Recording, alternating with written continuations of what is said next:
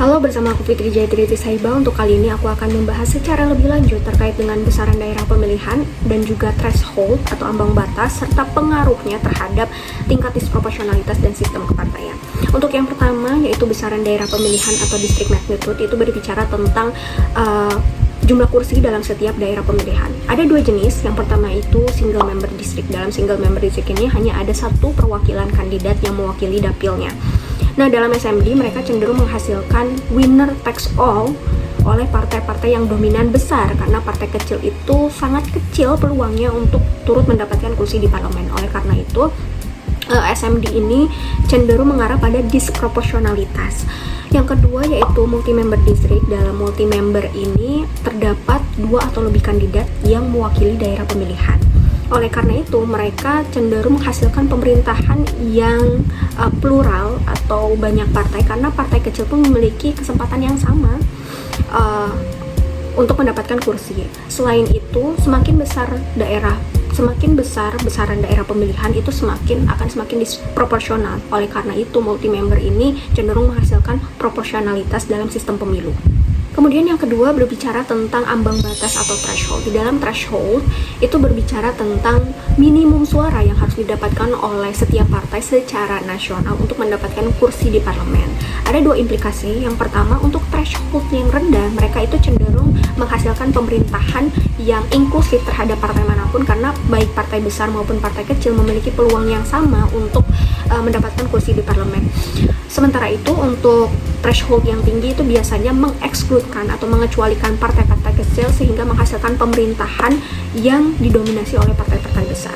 Oleh karena itu dalam ambang batas yang kecil itu cenderung menghasilkan proporsionalitas, sedangkan ambang batas yang besar itu cenderung menghasilkan disproporsionalitas dan sistem kepartaian. Terdapat beberapa formulasi untuk mengukur indeks disproporsionalitas dan juga effective number of party atau efektivitas jumlah partai politik baik itu di parlemen maupun dalam pemilihan umum. Indeks disproporsionalitas yang biasanya digunakan itu adalah Gallagher Index atau LSQ. Ini merupakan rumusnya.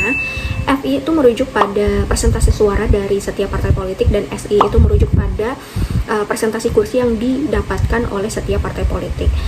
Nah, di sini aku akan menampilkan data dari pemilihan legislatif di Indonesia tahun 2024. Di sini juga sudah ada perhitungan selisih dari FI dan SI dikuadratkan, sehingga kita tinggal masukkan saja ke dalam rumus dan hasilnya akan seperti ini. Ini menunjukkan bahwasannya hasil disproporsionalitas pada pemilihan legislatif Indonesia 2024 itu cenderung rendah karena nilainya masih di bawah 10. Hasil di proporsional Gallagher Index itu dinilai proporsionalitas ketika dia menyentuh angka 0, dan semakin besar angkanya itu semakin tidak proporsional atau disproporsional.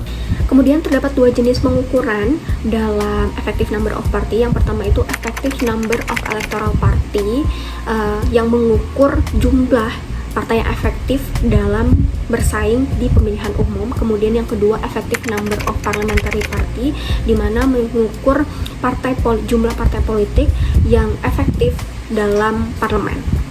Nah, ini merupakan kedua rumusnya.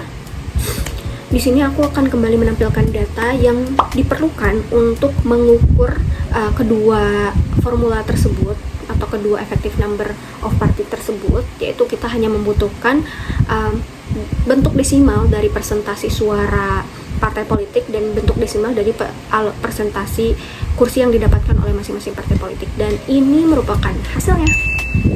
Ini artinya sistem kepartaian yang terbentuk itu cenderung beragam atau multipartai karena hasil dari jumlah partai yang efektif dalam pemilihan umum dan jumlah partai efektif dalam parlemen ini menunjukkan angka yang cukup besar, yaitu 9 dan 7 partai.